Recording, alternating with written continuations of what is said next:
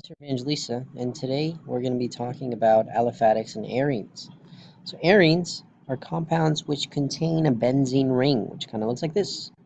And aliphatics do not contain a ring. They're like simple alkanes and alkenes. Okay, so benzene. It's very important, and the formula was known for a long time. Formula C6H6 was known for a very long time, but the structure of it was unknown. Is it linear like this, or you can put four of these carbons in a square with two others coming off of it? And it wasn't until this guy, Kekulé, this German organic chemist, figured out the structure. Now, there's this rumor that he visualized the structure because he had a dream about a snake eating itself, chomping on its own tail. There are rumors that he made that up after the discovery to kind of fancify, I don't know if that's a word, but fancify his discovery, make it a bit more, you know, garnish the illustration. But this is the structure that he came up with, and it's usually drawn without the atoms, and so drawn shorthand like this.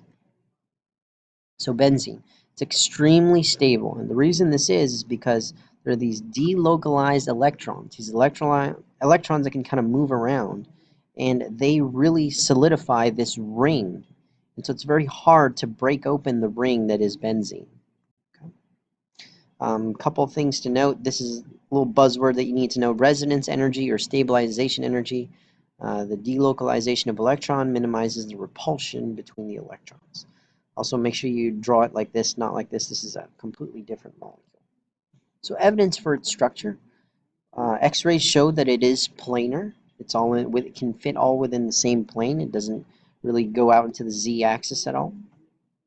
The carbon-carbon bonds are all of equal lengths, and those lengths are intermediate between single and double bonds.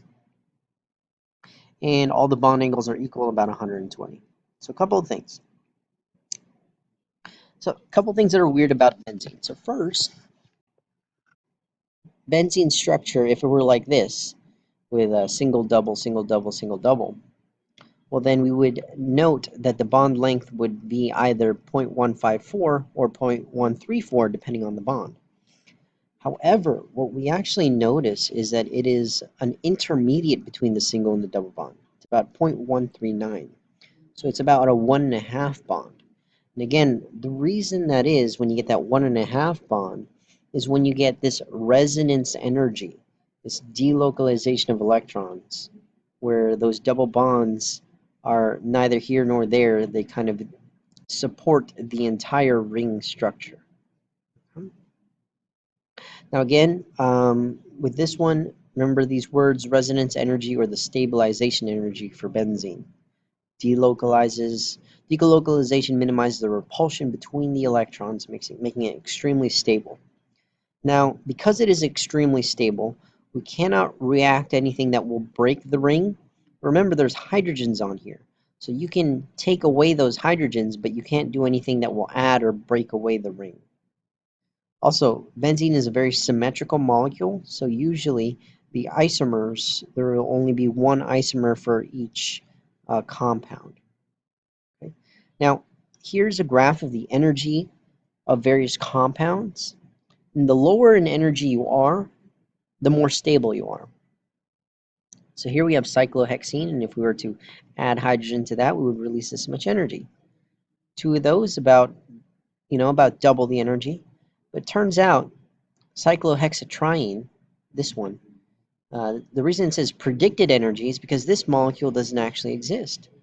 Because you can't, when you get this molecule, it actually becomes benzene, and you get that resonance energy. And so this molecule, you will never actually be able to see it. And that's because we actually get that 1.5 bond. We don't get this single, double alternating. We get this 1.5 bond that delocalizes electrons across the benzene molecule.